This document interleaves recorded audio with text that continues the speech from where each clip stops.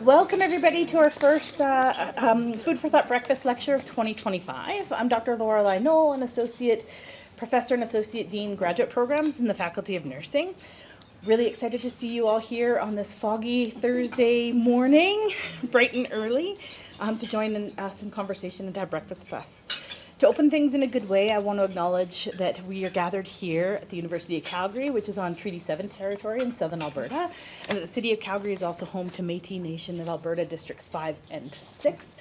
And as I was coming in this morning, in this misty morning, I sort of took a moment to think, what does this mist mean? And there's something really special about when that mist clears and a brightened day and you sort of have a new outlook. So as I was connecting with the land this morning, I was thinking about that, and I think it's important that we take time to acknowledge and pay tribute to the people that were here before us as we walk together in parallel paths towards greater truth and reconciliation.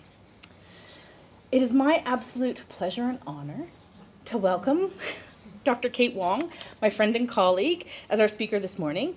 So Kate is an assistant professor in the Faculty of Nursing and also a two-time alum who completed her PhD very recently this year. Well, I feel like it was in December, but we say 2025. Okay. Conferral 2025, and her Bachelor of Nursing in 2012. And I actually got the privilege of teaching Kate when she was a baby nursing student. So it's just such a privilege to see where she is today. After graduation from her bachelor's degree, Kate worked as a registered nurse at the Alberta Children's Hospital on their float pool and at the Rotary Flames House in Paediatric Hospice, which I'm assuming inspired some of her work. But Kate does more than that. She's currently the president and chair of the UCalgary Alumni Association and a UCalgary senator. She's also currently serves on the board for the Alberta Registered Nurses Education Trust. Board of Directors, and was an adult mentor of the World Learning U.S. Department of State's Youth Ambassador Program. So Kate is one busy lady, so I'm glad that we could steal her for a few moments this morning to speak to us. Kate's research areas in pediatric palliative care and hermeneutics, with a focus on children's participation in research. Her doctoral thesis was a hermeneutic study of the experiences of children with serious illness, including life-threatening and life-shortening illness, using arts-based interview methods. Today, we have the privilege of hearing Kate talk about the importance of listening to children's voices in pediatric palliative care. Children often communicate using art, play, stories, and other indirect ways of expressing their perspectives and experiences, all of which can be useful in nursing research.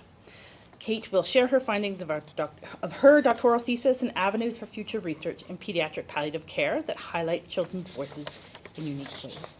Kate, I will hand the microphone over to you.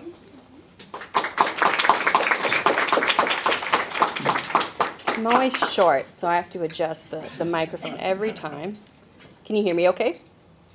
Yes, all right. Well, thank you everyone for being here this morning. There's lots of friendly faces from Rotary Flames House here and in the back, from the Faculty of Nursing, from alumni.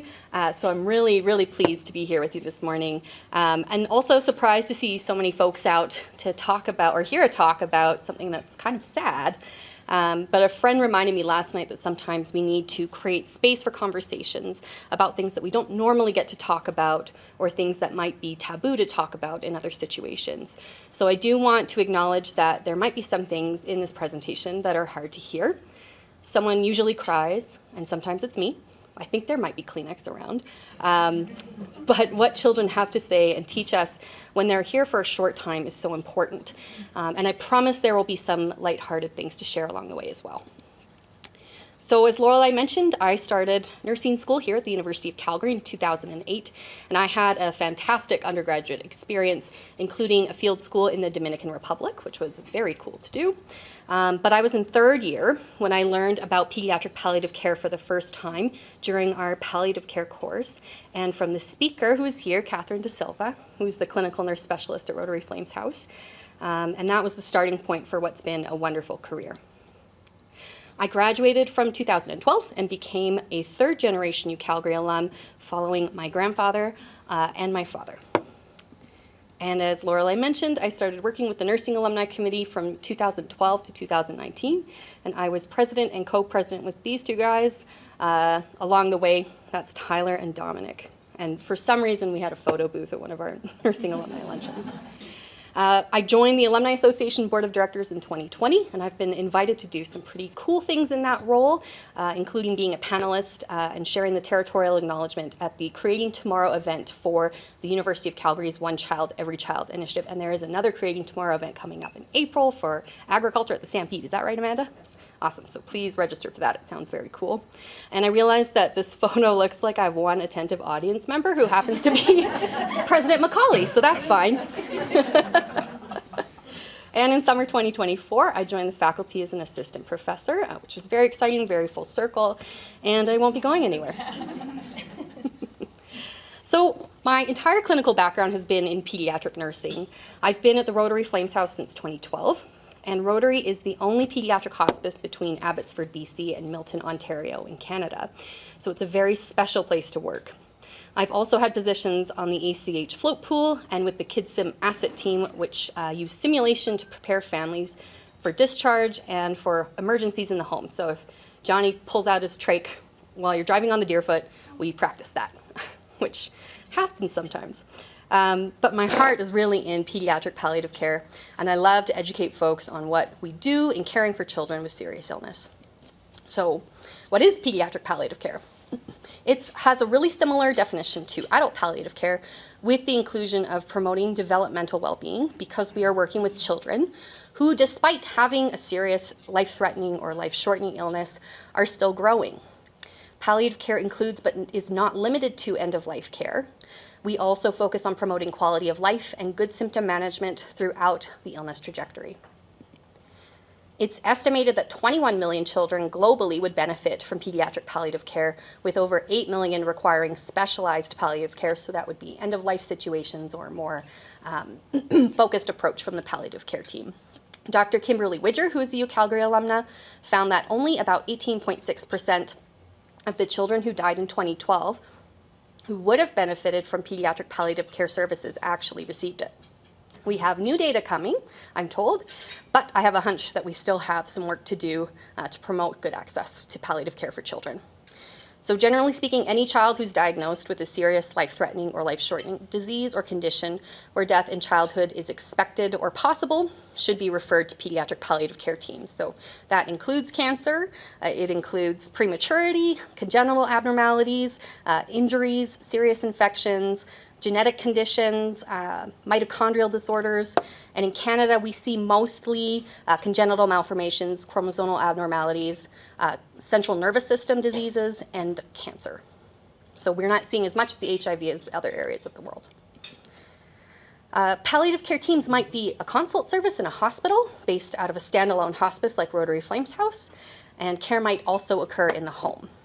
The pediatric palliative care teams are multidisciplinary, and they include doctors, advanced practice nurses, who are over there, and importantly, pediatric palliative care teams include UCalgary nursing graduates like Anna, Laura, and Emily, who's in the back. Both were paired with me for their final practicum placements, and both are working in pediatric hospice in Calgary and Vancouver right now. And this photo was from a shift handover where after Emily and Anna Laura graduated, I was working a night shift, they were working a day shift, and I got to hand over the reins to them, and they ran the show. They do a much better job than I do, so that's great. So nurses have a few different roles in pediatric palliative care. Respite care is an essential element of peds palliative care because children may need palliative care for one day or a decade or more. And the diseases that cause death in childhood can be very difficult to prognosticate, so it's hard to know how long they will have to survive. Because of this, families may need support for many years following the diagnosis of a serious illness and need support to decrease caregiver burden so they can manage their child's care for many years. Rotary Flames House had a patient in our program who was 23 years old, who was expected to live for 2 years, and the running joke was that he was older than Emily.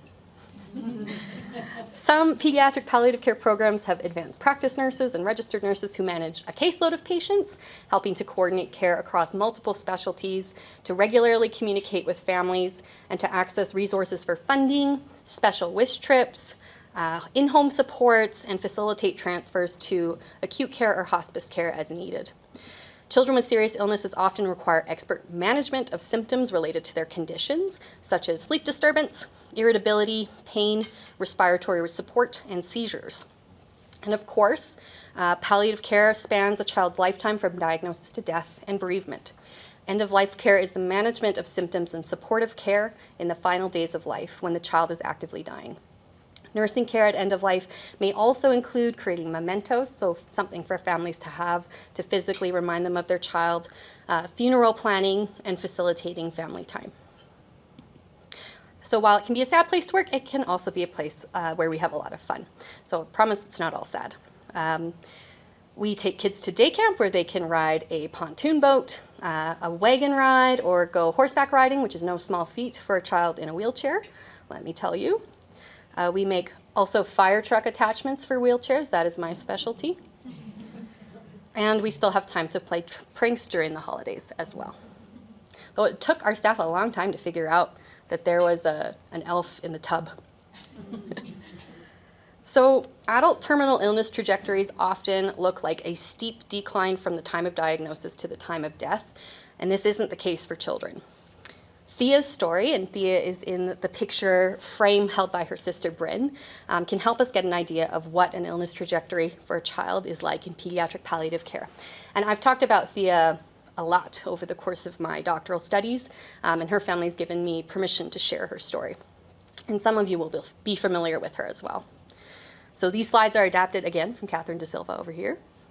As you can see, it's not that straight line of decompensation. Kids have a lot of ups and downs and plateaus, and this can occur over many years, which is why children and families require the support of pediatric palliative care teams, even if they're not imminently dying. We met Thea over the summer with a cancer relapse, which was not responding to treatment. And we needed help to help her prepare to go back to school, because that's what she really wanted to do. So we worked on establishing new routines for Thea. Symptom management as she needed, so she came to Rotary for pain that needed to be sorted out before she started school. She started palliative radiation therapy to help minimize that symptom burden. And this was also a time where there were a lot of changes to the family dynamics. So we're also supporting parents, siblings, and other family members as those relationships change. Closer to end of life, Thea was experiencing increasing pain. She had new lung metastases and a higher potential for adverse events at school. So maybe a loss of consciousness or a pain crisis at school. So we planned for that. Our team met regularly with her teachers and set up family with emergency medications at home and a plan for when to come back to Rotary Flames House if things weren't manageable at home. Thea's symptoms continued to evolve. She was having more pain and had trouble breathing because of her lung mets. She wanted to be at home, so we were able to set Thea up with oxygen at home and a more comprehensive pain management plan. We also started to support Bryn, her younger sister, more, who is recognizing at this point that she might lose her sister. Preparing family for that next phase is also a really important part of this time, and because the next phase is end of life. So Thea wanted to spend her last days at home. So she did spend her last weekend at home, but came back to Rotary Flames House on Sunday night because her pain was not manageable at home. We started an infusion to manage her pain, and she died the same night. I took over as the nurse supporting the family the morning after her death to do her after-death care. And Thea's story is one of the reasons I came back for graduate school. So while doing Thea's after-death care, Bryn, her younger sister, really wanted to be a part of it, which worried some of the staff. We were worried if she'd see something that might traumatize her during that time, so we weren't quite sure how that was going to go. Bryn was right in the middle of everything, right in Thea's face. Oh, sorry. Until she went to go draw in the corner. And before Thea's body left for the funeral home, Bryn ran up with her drawing and placed it on Thea's chest. And it looked something like this. And I couldn't really make sense of it, so I asked Bryn what she had drawn. And she replied, "This is Thea's bedroom in heaven with God. Do you think they'll have a water slide for her?" And what followed was Bryn's lengthy description of what Thea was experiencing in heaven, who was with her, and how her heavenly bedroom had been outfitted with everything that she loved. So while we had been worried about how Bryn would experience the care we were giving for Thea's earthly body, Bryn was more concerned about imagining Thea's afterlife. And we might not have known that if it weren't for her picture. What I came to understand from Bryn's drawing was a new version of Thea that was portrayed in a way that allowed Bryn to make sense of her death. Bryn's artwork helped me understand what she was going through in her bereavement, but also helped Bryn talk about it. And I wondered if art could help facilitate communication during research interviews with children, especially because communication with children is often identified as a major barrier to involving children as participants in pediatric palliative care research. So I came back for a PhD. My thesis work was supervised by Dr. Nancy Moles and my committee members, Dr. Andrew Estefan and Dr. Graham McCaffrey. So we know from quantitative studies that children in the last weeks of life undergo increased invasive procedures, hospitalization in pediatric intensive care units, and unfortunately, most children with serious illness still die in pediatric intensive care units. And symptoms such as significant pain, nausea, difficulty breathing, and sometimes seizures. We do not know as much about how children situate themselves as people who may or will die. Most of the literature on children's experiences of serious illness is informed by adults, so bereaved parents and healthcare providers. This is problematic because there's evidence to suggest that parents may have difficulty reliably interpreting their children's perspectives despite being very involved in their life and their care. There is a gap in pediatric palliative care research on what children's experience of serious illness are that include children as participants. So our policies, practices, and our behaviors as nurses in pediatric palliative care aren't informed by our most important stakeholder, which is children. So I used a qualitative interpretive research method called hermeneutics to explore how we might understand the experiences of children who have serious illness through their artistic forms of expression. I interviewed 6 children who were recruited through Kids Cancer Care, Ronald McDonald House, and the Alberta Children's Hospital. To address the challenges with communication that can be an obstacle to involving children in research as participants, art was identified as a viable data source that could provide children with a nonverbal form of communication. So all of the children were asked to create artwork during the interviews, and we had a pretty broad definition of that. So it could be sculpture, drawings, a song, or poetry, but all of them chose painting and drawing. But as it turned out, the children I interviewed didn't necessarily need the artwork to talk about their experiences. They just needed someone to listen. And because of this, we expanded our analysis to explore the different ways, or voices as we called them, that children use to describe their experiences. Children use different voices, including verbal communication, art, figures of speech like metaphors and simile, and silence during their interviews. The results highlight children's experience of their clinical environments, being stuck in between health and illness, and what they would not or could not talk about in their interviews. So it became really important to formulate an approach to listening to children for this study because researchers in child health and childhood studies often talk about the problems of tokenism and simplifying results to a report of what children say instead of diving deeper into what they mean. One researcher has argued that the field of childhood studies has taken up a definition of children's voices as the all too easy and unproblematic desire to render children and their words comprehensible and transparent through a surface level reading of their utterances. And that's the definition of children's voices I wanted to avoid. So between what I learned about how children communicated their experiences and pulling from other disciplines like philosophy and childhood studies and childhood anthropology, I developed a concept of children's voices that helped guide my analysis, and I think this can be useful in everyday listening to children as well. So first, we need to hear the child's testimony. And while that might sound simple to do, listeners often give children a reduced level of credibility when they're telling their stories because they are children.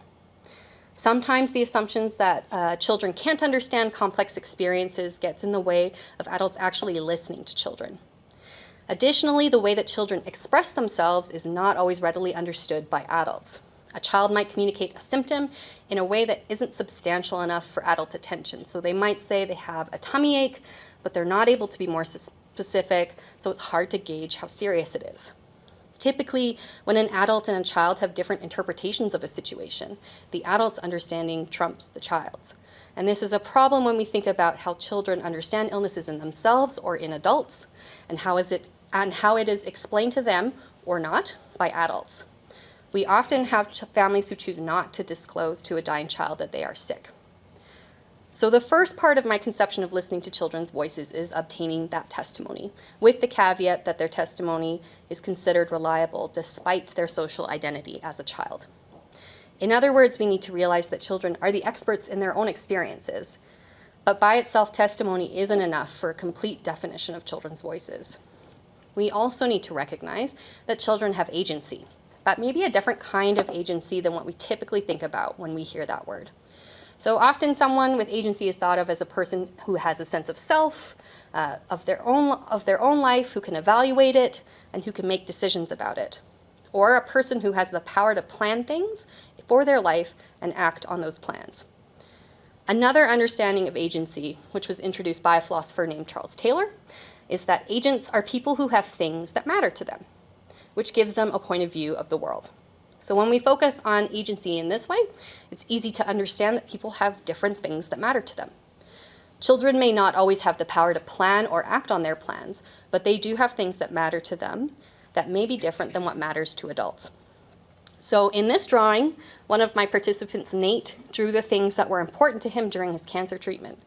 And even the addition of a ponytail on his mom's head was important, as it allowed him to share that his family had shaved their heads when he lost his hair due to chemotherapy. And while everyone had grown their hair back, his mom decided to keep it short, so he really wanted to put the ponytail in the picture. But what seems like a little addition was actually something that was very important to him. Finally, the last part of listening to children's voices includes the recognition that what children have to say might be right. It's great if we can listen to their stories and take them seriously while understanding that children have different things that matter to them. But we also need to be able to recognize that what children say might have some truth in it. If we think the child might be right about something, we as adults may need to be open to changing our minds about it. And that might lead to changes in care plans, in nurses' behaviors, and even our beliefs about the things that children experience and know. Children also used art and figures of speech to communicate their experiences of clinical environments where they received their care. Children described experiencing the hospital as a very important place because it was a space where they could be made to feel better if they were sick or overcome an intercurrent illness. But it was also described as a place they did not want to be. And this wasn't new to me. We know that kids don't like being in the hospital, but the words they used to describe their environments did surprise me. One participant named Vinny described the hospital as a hostile environment that caused significant anxiety around receiving bad news, and you can see her quote on the screen there. She also described the hospice environment as home-like, but a place where they still walked on eggshells and felt not completely at home, like being at a friend's house for the first time, where you can't help yourself to whatever you need, and you're not certain of what the boundaries are. So they didn't feel like they could be their true selves in the hospice. The child who drew the picture on the right explained that while the hospital was really important to her and she felt like the staff were her friends, she also tried to dig her way out of the hospital room through the wall with a spoon with little success. And she did like a Shawshank thing where she put a picture on the wall too, and she doesn't know what Shawshank Redemption is, so she's 7. One thing that the participants discussed was feeling like their life was on pause, and they highlighted the importance of place in their experiences. So when we're healthy, it's easy to structure our experiences using time. It's easier to think about what we want for our lives, to make plans for ourselves, and to look to the future when we assume we have time to do those things. But when someone is terminally ill, time isn't as helpful when we're trying to make sense of our experiences. This is when place becomes a way to help us understand what we are experiencing. Vinny spent the last year of her life in hospice care, and she wasn't able to finish her painting before she died. But she was able to share what her painting was supposed to include, which you can read in her quote. And I interpreted her painting to be about how place had shaped her life as she was dying. And you might be familiar with the term aging in place from Seniors Health, and we use the idea of dying in place and how that might shape palliative care teams. Dying in place, there we go. And we use that idea to think about what dying in place might mean for palliative care teams and where our care takes place. So right now, children in Calgary don't have access to a pediatric palliative home care team, though we are working on it. And I think knowing how central place is to children's experiences when time is short is incredibly important for clinicians to understand when we are planning care. Some children experience place as something special, and they really enjoyed the opportunity to be in a different place that was accessible, that had new people, new things to do, and still maintained their safety around their illness. So there were trained people and volunteers around to help. It's also important to know that while some places were experienced as hostile or unfamiliar, the actions of nurses and other staff members helped to mitigate those negative experiences. So it was never the doctor telling Vinny that she was terminally ill, or the nurse who was giving Nate a poke that was considered hostile. It was always the place. So while the clinical environments they encountered were experienced in a negative way, staff were able to make those places more hospitable. So your actions really matter when we're caring for patients, because there's not a lot we can do about the clinical environment, and Vinny actually shared that there was nothing we could do to make the hospital less hostile, but our actions did matter. If you remember the earlier slide on children's illness trajectories, you saw that there's a lot of ups and downs in their illness experiences, and there are also times when things evened out, so a plateau. And this time was experienced as being stuck in between health and illness, so not quite healthy and not quite sick. Health for these kids was more than the absence of disease. It was a feeling of freedom and balance in their body. For example, you notice your breathing when you're sick. It's hard to breathe, you're coughing, it wakes you up in the middle of the night. But breathing comes naturally and easy when you're healthy, to the point where it's automatic and out of mind. That was never the case for these kids. Angela was a participant who had recently undergone a bone marrow transplant for sickle cell anemia. And she had lived her life trying to stay within the limits of her illness so she could avoid the life-threatening complications from her disease. She hadn't quite adjusted to the idea that after her bone marrow transplant, she was effectively treated of her disease and was now healthy. Even in the times when she did have sickle cell, where she was feeling relatively well and wasn't experiencing any health complications, she still didn't feel healthy. In fact, she said that word had never crossed her mind. She communicated that her illness experience was like being a bird in a cage, separated from the healthy birds, and explained that the cage represented sickle cell anemia. But by the end of her interview, as she began to understand that her disease wasn't going to limit her in the same way it had before her bone marrow transplant, she tentatively put a door on the cage, but says she wasn't quite ready to leave just yet, and questioned if she was really free. So she had spent about 18 years with sickle cell anemia. So that was her whole life. That was all she knew. Sam also experienced something like living in between health and illness because of his thrombocytopenia, where platelets, or the cells that clot our blood when we bleed, are low. He used his version of a comic strip to communicate what his life was like when he was good, or when he was finished with a treatment that boosted his platelets, and what it was like when he was bad on the bottom, or when he doesn't have enough platelets to stop a bleed, which could be life-threatening. Sam used the metaphor, "I fall apart," to describe what it was like when he was sick, and wasn't able to explain his experience without using art or metaphor. And his interview was wild. He was like with a bunny at one point. He got a popsicle. He was dancing on the floor. He was in his room. He's showing me this. He was really excited to have someone come up and talk to him. So he was actually one of the children that did need artwork to have something to focus on during the interview. But it also helped him describe something that he was really struggling to talk about with words. He just couldn't describe it. Sam also said that when he gets his treatment to increase his platelets, he goes to every playground on the way home to maximize the times when he's well enough to play without worrying about getting seriously hurt. And at first, I was sort of like, why is he this excited to be interviewed? This is not that exciting. But I interviewed him at a time when he was well, so why shouldn't he be running around and getting a bunny and getting a popsicle and talking about waffles for an hour? You know? Jay Bird talked about his illness progression and how he noticed when his health was deteriorating after a plateau, when his physical abilities changed, and there were things after things had been relatively stable for him. So the progression from walking to having to use a walker to having to use a wheelchair to get around made him aware that things were becoming worse. And he described this simply as hard. The children in this study were unable to talk about death and dying, and how children used silence during the interviews also became one of the findings in this study. So it's important to recognize that silence isn't the absence of speech. It can also be a choice. The participants in this study used silence and closed answers like, I don't know, to deflect or avoid topics that they didn't want to discuss. And there were also things that children couldn't talk about. So that was less about avoidance and more about how their experiences left them at a loss for words.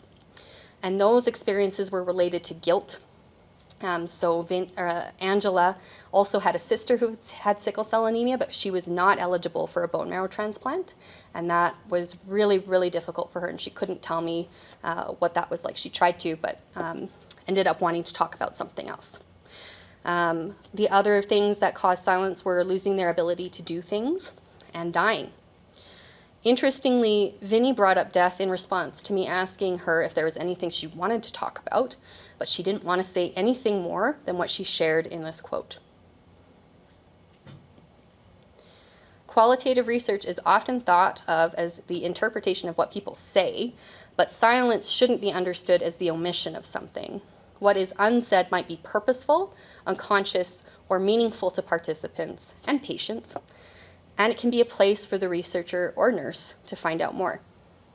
It can also be a place to let things go unsaid because children have the right to decide what they will stay silent about, just as they have the right to decide what they will speak about. Nate had a really hard time talking to me about the things he couldn't do anymore and started to cry. We had to take a pause in the interview, and his mom came in and gave him a hug, and he quickly recovered because he's a very strong guy, but we couldn't continue down that line of questioning anymore. And of course, like in practice in palliative hospice care for kids, the interviews weren't all sad, and children still found ways to bring some fun or sassiness into our time together. So Sam, after an hour of talking about waffles and dancing everywhere, said, like, we're not even a quarter through my story, and it's been almost an hour. So I asked, what do you want to talk about? Well, you're the one doing the study. You're the one who's supposed to ask me questions. Nate brought up Baconators quite a bit, which are hamburgers, after he'd been NG fed for a long time, so a nasogastric tube to his stomach. And Jaybird just burped into the microphone at one point and acknowledged it, saying, "Hi, folks, I burped." So some of the implications for this study are, first, a better understanding of children's experiences of serious illness, hopefully increased support for children to mitigate those adverse experiences in clinical environments, and remembering that nurses have a really important role to play in mitigating those negative experiences. Advocating for increased home care support for children at end of life because place is so important to our experiences. An evolving understanding of what it means to listen to children, so I hope that was helpful today. It was helpful to me. And a better understanding of how interactions with nurses are experienced by children with serious illness. I'll switch gears now and share a bit about my plans for future research that focuses on child and family experiences, as well as some emerging issues in pediatric palliative care practice that research can address. So right now, we are noticing that children are surviving with these life-shortening illnesses for longer than they used to. And they're actually having to transition to adult palliative care, which is not something that was happening in my practice anyways 10 years ago. And there was a study out of Italy who looked at a rare disease registry and found that there's a 3-fold increase in the number of people surviving with rare disease who are growing into adulthood from childhood from 10 years ago. So that's a pretty big jump. And that's just due to advancements in symptom management and other medical interventions. So we can promote a really good quality of life that actually lengthens their life without curing them. So the families in our program have had very negative experiences of this transition, and families who are preparing for the change have shared that it's significantly distressing, and there's a lot of uncertainty around what it will be like, what kinds of care they'll be able to access later, and a loss of relationships with the practitioners they might have been working with for their child's entire life, 18 years at sometimes. So the next few studies are going to be focusing on these transitions from the perspectives of patients and families. So that's the next study, and we actually found out on Monday we got some funding from the Faculty of Nursing Endowment to explore this, so that's very exciting. And there are a lot of people in the room, these two tables in particular, that are going to be involved with that study. But I also want to look at healthcare providers' experiences on the discharging and receiving end of things, and eventually looking at how often this happens and what the health outcomes are for these children, young adults, post-transition.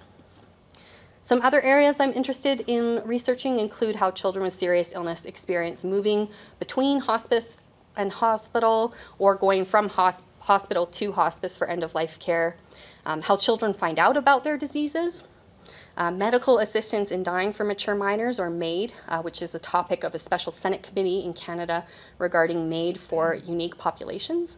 And right now there are 2 other countries that approve MAID for children. And how nurses and families interpret non-speaking children who make up a large part of our patient population in pediatric palliative care. And so, again, many children who have life-shortening illnesses are neurodiverse. They have developmental delays or have significant verbal communication barriers. Many have autism or are nonverbal and use communication devices of varying levels of sophistication. So I do want to focus on inclusive data collection methods and qualitative research to support more children being involved in research as participants. That's from the website. I can use it.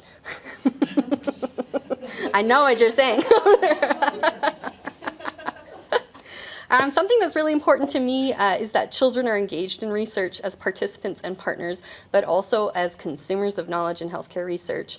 And I want to make sure that what we learn in research is accessible to children. And so Dr. Allison Campbell over here can probably help me as an implementation scientist to figure out how we can best support children's learning around their own diseases from what we learn from research. So there are a few takeaways from today's presentation. First, I want to say that listening to children's voices involves acknowledging their stories and testimonies, their agency, and the possibility that we might learn something from them. Remember that silence isn't necessarily the absence of something. It might be purposeful. It might be that they're at a loss for words, so just keep that in mind in your practice. It can be really hard when we're so busy to take time to notice those silences, but just keep it in your back pocket and see if it ends up coming out in your practice at all. Place shapes our experience in really important ways, especially how we experience healthcare services, but nurses are really important in mitigating the negative experiences of clinical environments.